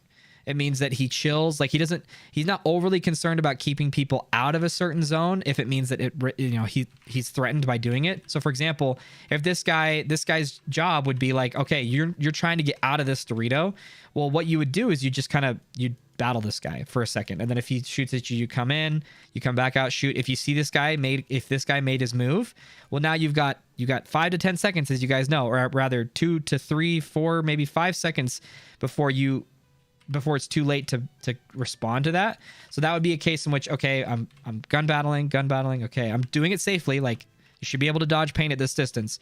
Shooting, okay, he's got me in. Shoot him. Okay, he hasn't moved yet. Okay, cool. He hasn't moved yet. Okay, cool. Oh, he's not doing anything. Okay, cool. Wrap. Oh, I got him in. I'm going. Boom. Okay, cool. Now I'm going to hold this dude if I can. I'm going to stand up here. I can't really see him. I'm going to go low. Okay, shoot. Oh, not safe. Shoot. Oh, not safe. Oh, got to watch out for my heads up. Okay, shoot. Oh, nobody's shooting at me. Oh, okay, I'm good. Boom, I'm here. That's what a slow push is. Whereas a fast push is like, okay, we want to get to the 50 Dorito because if we do, we win the point. All right. That means I'm not going to give up this gunfight easy. I'm going to shoot. Okay, second, shoot. Okay, he made it, or maybe he didn't. Immediately wrap, shoot. Okay, cool. Taking the bite. Coming up, surprising this guy, getting him to flinch, going really low and taking this bite right away. Okay, boom. Now I'm here. I'm looking inside, checking off. Okay, boom, I'm here. I'm holding the tape. I hear Dorito 2. Okay, he's not in this 50. Wrap, shoot. Okay, nobody. Cool. I'm here. Boom, snap. Nobody's here yet. Kill this dude. Kill the tower guy right in front of me. And then blind out the Dorito 2 that's to my left. Hopefully my teammate's containing him. And then chopping up everybody right here. And then boom, bunkering that guy. Okay? That would be the difference between like a slow push and a fast push. Generally speaking, both teams are, like, a default for average teams is to slow push both sides until something happens that gives you the go button or gives you the go light, essentially.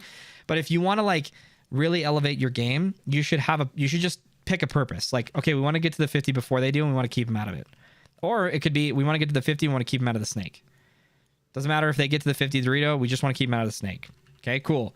What do we need to do to support that? So that's what a game plan is. So a game plan doesn't tell you usually, or like a breakout doesn't usually give you that information. It just tells you where you go off the break, and sometimes what your like secondary move is right away. But if the whole team knows we need to keep them out of the Doritos, then that's good to know.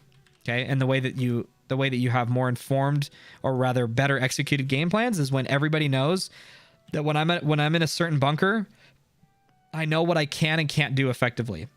So I know we're trying to keep them out of the Doritos, but I can't see the Doritos from this tower, so I'm going to keep playing heads up. I know we're trying to keep them out of the Doritos, and then when I'm in the snake, I can do that. So I'm going to do that for just a second, and then I'll play heads up. I'm going to come back, do it for a second, play heads up. Okay, I know that I can keep them out of the Dorito here, and so I'm going to do that for as long as I possibly can. Okay, does that make sense? I need some water. Whew, man.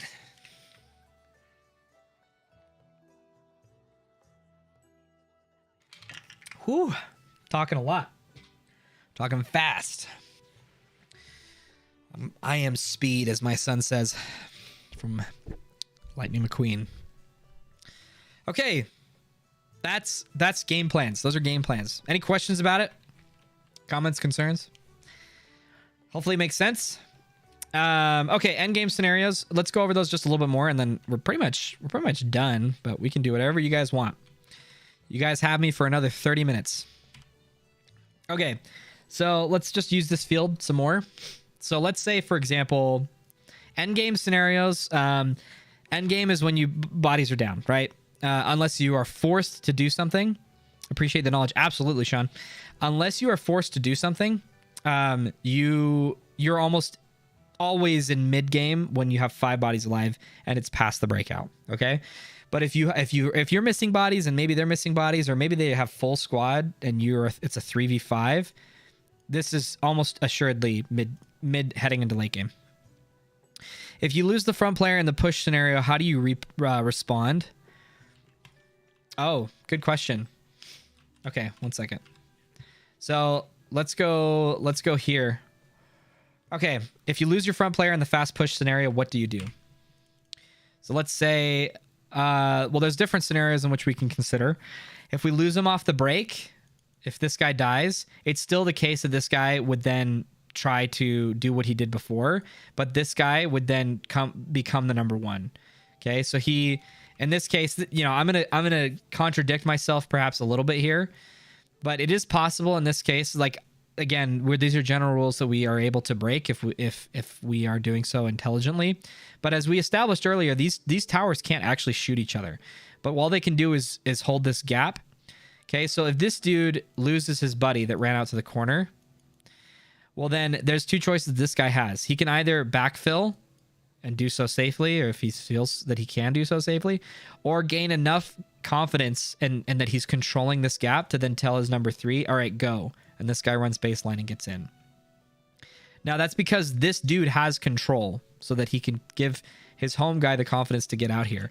But the objective is still the same, okay? If this guy dies, either one of these people still needs to get to the snake as fast as possible. And depending on what this guy decides to do, who has the ball in this case.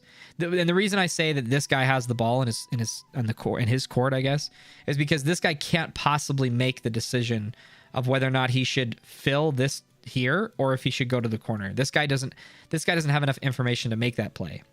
This guy does. So this guy is the one who now has to call the shots. Whether that means he stays in his bunker and controls what's in front of him as best he can and tells his teammate to go, or that means that he either matches them and kills their guy and then can win in a heads up gun battle, or just is confident enough that he wins a 1v2 and then puts him in and goes.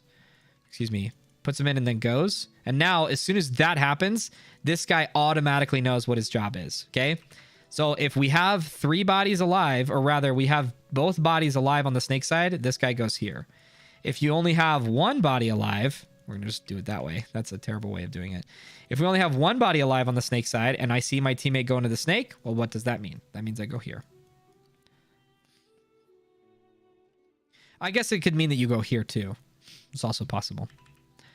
So the difference between here and here is unfortunate that it's super dependent. So if, for example, actually, is it though? Nah, it's not. It's just that going from here to here in one move is really, really risky.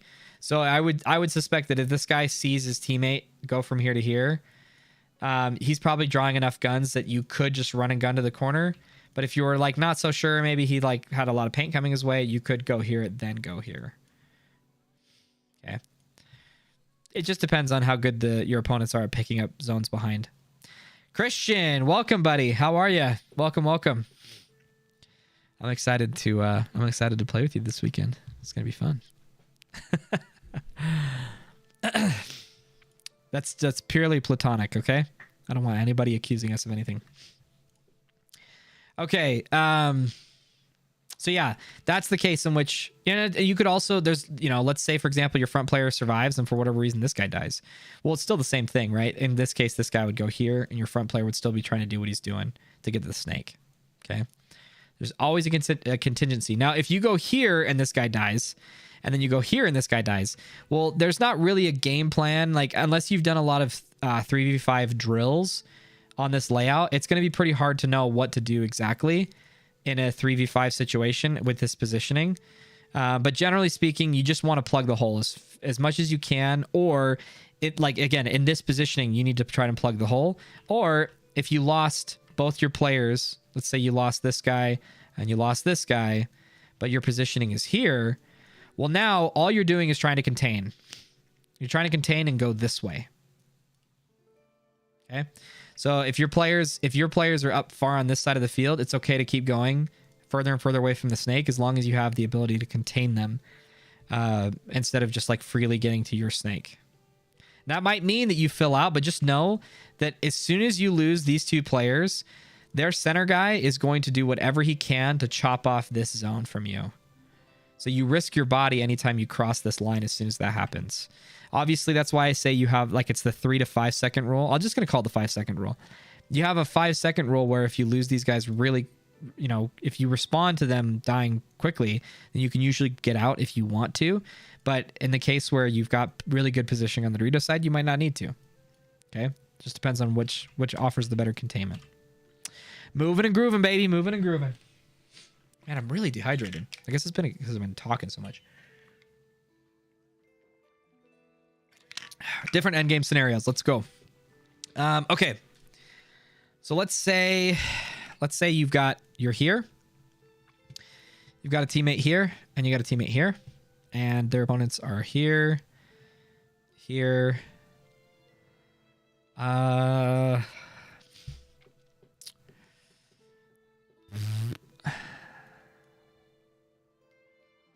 we'll say this is the 3v3. I'm actually curious. In this situation, I know the chat's going to be a little delayed, so it's going to be kind of awkward, but if you had a guy in the snake, a guy in the center, and a guy in this Dorito, and this is where they were, and you knew that's where they were, they had 2 people in the snake, and they had a guy in this island over here in the Dorito, what do you guys think you should do? Excuse me. I'm curious. What do you think you should do? You can pick any player. You can pick anybody you want. But you'll notice that the answer might change depending on which position you're playing in. Okay? So, for example, if all we knew was what the front guy... Well, if we were the front snake guy, what would we do? Well, we would probably be really scared in this positioning because we've got a guy who could potentially run us down. Call me out and move in. So, or call him out and move in. Okay. So let's say, as you guys come up with your answers, let me just share with you what I think would happen. Okay. So if you knew that you had a guy mirrored up in front of you and you had a guy in the corner, you might be really afraid of somebody running you down on the highway. Okay. And you might say to yourself, I'm the only dude that can stop the Dorito push because of the angle I'm at. And in fact, let's see if that's actually true. Not really. No, you can't. Unless, yeah, no, you can't. So you might just think to yourself, well, I can try to gun battle or fight whatever's heads up, but I'm in a super uncomfortable situation because I'm super susceptible to being run down. Like, it's very possible for the snake guy to, like, put me in and go low enough that my wing guy can't really protect me. But in a lot of these situations, in a lot of these cases, what happens is the snake guy panics, tells this dude over here to watch over me, protect me. And this guy, like, tries to look over on the Dorito side and hold some kind of cross up, right? Because it just is super uncomfortable to be as close as you are to your opponent without feeling like you have any sort of protection. Okay. But there's a couple reasons why that's not great. And we don't have to go like we don't have to belabor this point too much, but it's one, you can't see the Dorito guy. So you're actually pretty useless in this case. And if you decide to fight the guy's heads up, well, now you're in bad territory, right? However, if you use the blinds that are available, if you use the fact that the Dorito guy can't see you, well, now all of a sudden you can float back from your bunker and you've got a ton of room to play with, right? You got a ton of room to play with. You can float all the way back here and maybe try to surprise, the guy by shooting his loader or something because he's shooting at your guy in the wing. Or you might be able to come up over the top and shoot the corner guy.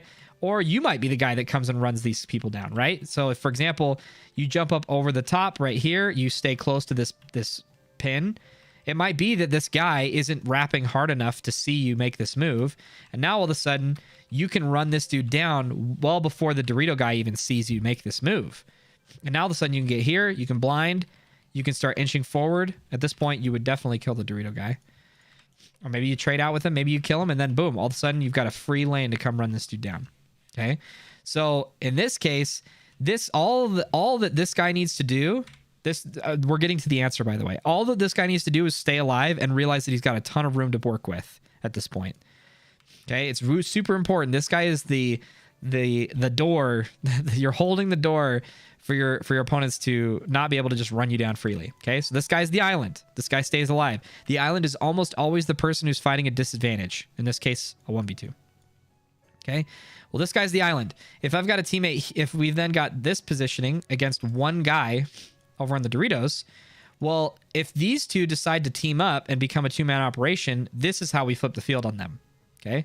And as we established, we want to flip the field. We don't want to plug the hole if we can. Okay. We want to flip the field on them, especially because as soon as we flip the field, we contain them into this corner. If we can kill this guy, we can super trap them as long as we keep this guy alive, our snake guy. If I'm on the D side, I'm moving up and shooting that corner in that sideways brick, then wrapping.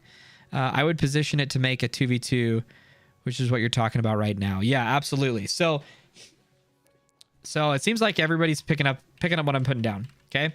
So if I recognize that this was the situation, that they had two people in the snake, two people snake side, one dude here, then as far as what you do, all that you really have, this center guy's got a lot of work ahead of him, but this guy's job is pretty straightforward. Okay. Wrap and go, wrap and go, wrap and go. Get up as far as you can while this dude, whatever angle he can provide that prevents their player from doing the same, that's what he does.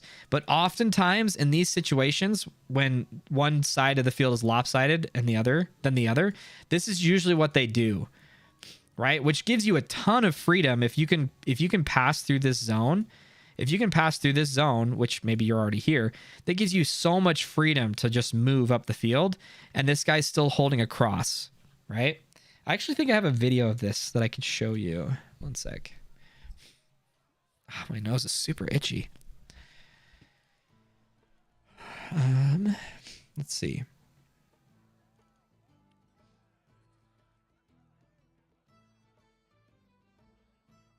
Oh, come on.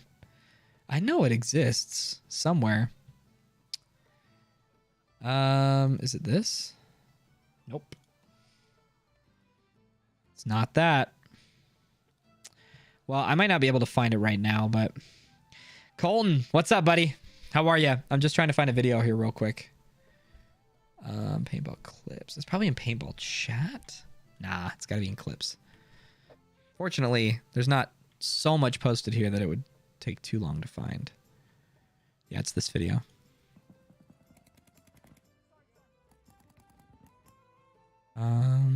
Okay, this is kind of an example.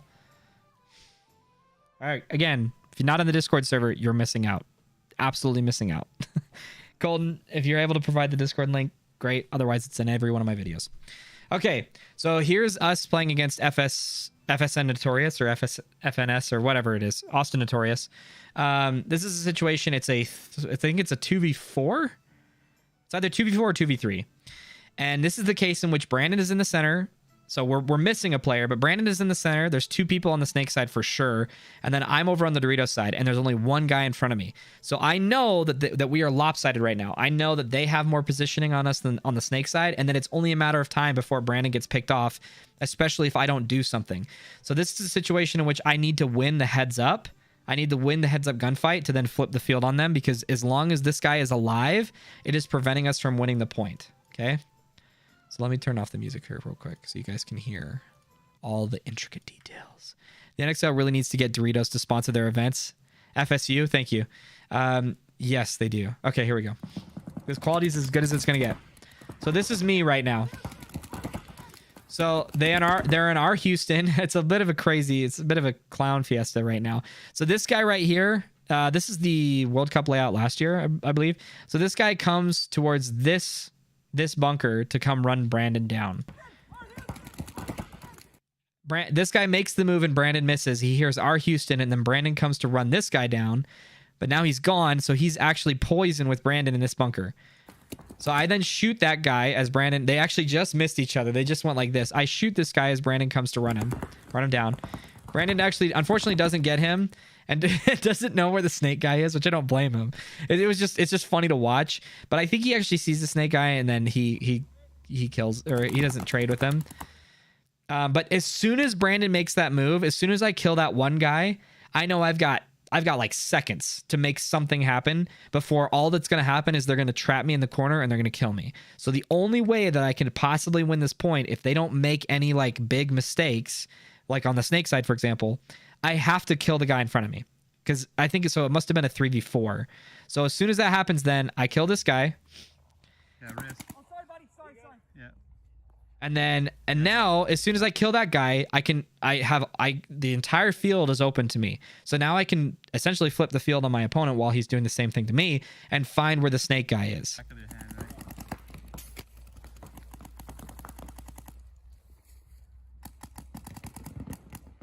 Hey, Williamson. Can you see that? Yeah, you can.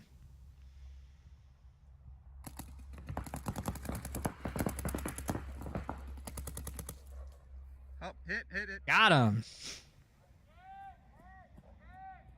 Win one for the Gipper.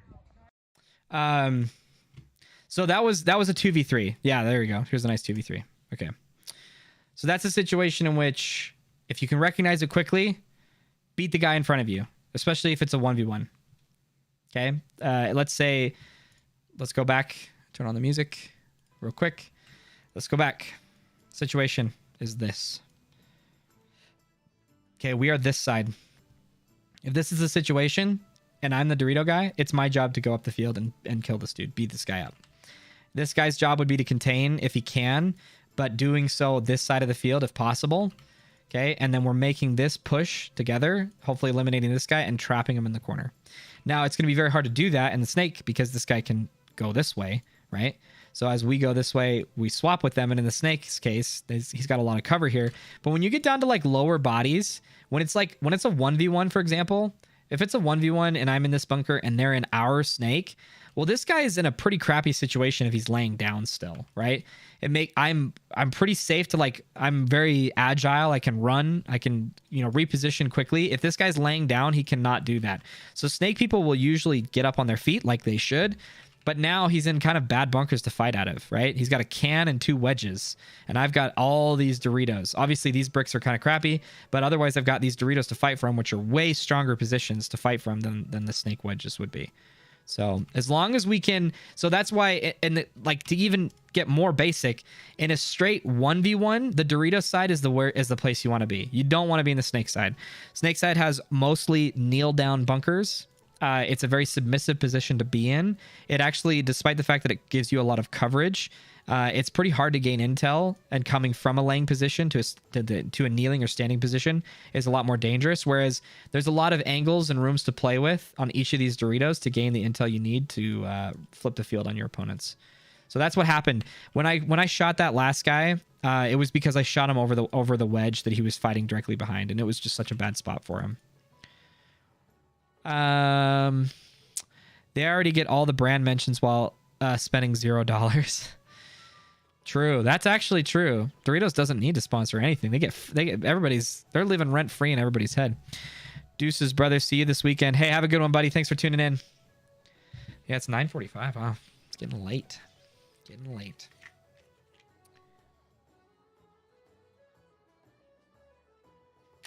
Oh, that water's good. To be honest with you, that's kind of like the majority of the endgame situations. Okay, so in the case where you're in a corner, let's say this is the breakdown. Actually, we'll just do it this way. If you're in this corner, there's one guy in front of you, and they got 2 people here. You need to try and flip the field as fast as you possibly can. You need to beat this guy up if you can, but it's going to be super hard. You want to be very wary of doing this in this situation because these guys have so many angles to chop you up in. And even if you do, then all you essentially do is make a 1v1 and the snake side with bad positioning. So this is a 1v1 where their snake has better positioning than you. So even though you're stuck in this corner, if you can get out of it while this guy holds some kind of containment, if possible, that's great. Otherwise, this is a situation in which you might need to plug the hole. But any sort of like lopsided scenario is really one that's just a clue for you to push that side. If this is your positioning, push that side. If this is your positioning, push this side. If this is your positioning, well, now it depends on what their opponents are doing. Okay, if they've got 2 people here, 1 person here, push this way. If vice versa, if they've got 1 person here, 2 people here, push this way. And that's up for the middle guy. That's up for the middle guy to determine. So there really wasn't much to endgame stuff, actually. If you guys want, I can give you a sneak peek. I can give you a little peep of my latest video. which I'm just going to do right now. So 1 second. Just a little peep. Just a little peep.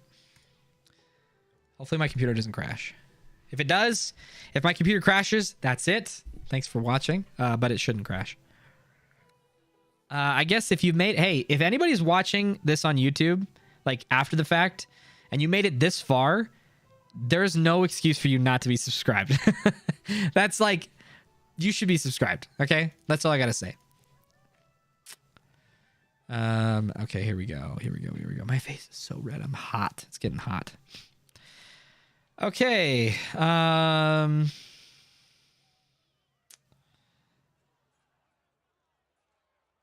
What can I show you guys that's going to be... I don't want to spoil it.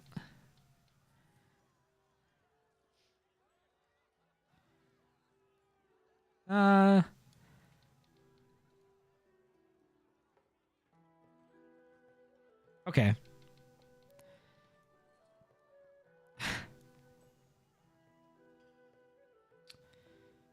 Okay, I'll share it from this point. I'll share it from this point. Let me mute real quick. Okay. I'm only going to show just a little bit of this, okay? I want it to be... It's not that long of a video, so I don't want to spoil the whole thing. Let's get started. Before we get into drafting breakouts and game plans, we need to know the differences between the two. A breakout is what we do in the first few seconds of a point. A game plan gives us a purpose and helps inform what we do beyond the breakout. Your break... Also, there's no music right now. There will be music in the video, just so you know. Should seek to maximize the pressure applied to your opponents while minimizing the risks you take to do so. Whereas your game plans should seek to give your team a uniting goal that will ultimately lead to your victory. We'll give some examples of breakouts and game plans later in the video. Here are a few things you need to know before you can draft an effective game plan. First, use data where possible to make informed decisions. Game plans without data are just guesses. This includes tracking our survival rates going into various bunkers, as well as tracking our opponents' breakouts and their survival rates. This informs us on what's working and helps us predict what our opponents will do next. We'll talk about a very practical way you can track your opponents in a minute. Second, strive to have the maximum number of guns up where possible. This means that if your opponents are not able to stop you running 5 guns off the break, you should run 5 guns until they do stop you. Because our opponents are often as skilled as we are in a tournament setting, we're usually only able to have 3 to 4 guns up off the break. Anything less than this is an indication that your game plan is conceding too much ground to your opponents. Okay, that's it. I don't want to spoil everything, but that's it. That's as much as I'm going to show you for now. I think it'll be a good one. I think you guys will enjoy it. Hopefully you will. Okay. We got 10 minutes left. You know, I'll have to save this for another day. I should tell you guys my first experience and how I got into paintball. You might not think it's that crazy. You guys might not think it's that crazy, but I actually think it's pretty crazy. My story of the first time I played paintball involves a drug deal and like a crack house. Which it makes me feel like I have to tell you the story now, but I want that to be... I think it needs to be its own video, because I would like to be able to prepare the story well enough that it would be video worthy instead of it just being on a live stream that nobody watches. But that's quite a story that I'll have to save and share with you guys next time, unless everybody wants to kill time doing that. But okay, well, I guess we're gonna end the stream a little bit early. So before you guys take off, a few things. Okay, please stick around for just a second. I promise it'll be worth it. First things first. I see a lot of people are joining the Discord server. That's awesome. Please do that. The second thing, new video will be out tomorrow. I am aiming for the next video to be out on Friday next week, but I will be honest with you guys, that may or may not happen. There's a lot of stuff that goes on in my personal life that kind of throws things in the, throws a wrench in the, I don't know, whatever. But I'm shooting for that. I know people are dying for the video. It'll be out soon, I promise. Excuse me. I should be live. I'm hoping to be live sometime tomorrow on twitch.tv/ZeekInHD. For those of you who join the Discord server, you'll be notified. But I do stream video games as well. I know everybody does that, but I bet you I'm better than all of your friends that say that they stream. Okay, I promise you that. And here's the reason. I used to play competitive video games as well. If you watched my Halo Made Me Better at Paintball video, you'd know that I played I would say semi-professional Halo Reach and Halo 5. I traveled to lots of MLG tournaments, HCS Dream Hacks, stuff like that. So I do apply a lot of what I've learned in paintball to video games, and a lot of what I've learned about video games to paintball. So I do joke I am kind of a washed boomer gamer. I'm 30 years old, so take it for what it is. But they're fun streams. We have a good time. If you guys like watching video game content throughout the week, that is available. So be sure to check that out if you're interested. A whole stream about the origin of SVP. Well, that starts with the marriage of my parents. But yeah, no, we'll do an origin stream, an origin video of how I got my name. How I got Zekin is a funny story I've told a few times. Yeah, how I got the name Zekin, how I got introduced to paintball, lots of different stuff. I think it'd be fun for you guys, but we'll do a storytelling stream some other time. But that's it, guys. If you don't have anything else, enjoy the rest of your evening. I hope you guys have a good one. Hopefully, I will be recording some more footage this weekend. Hopefully, barrel cam footage for the first time in forever. So if you guys are excited for that, I'll be sure to share some of that on the Discord server. But otherwise, I'll see you guys there. Thank you so much and have a good evening. Peace.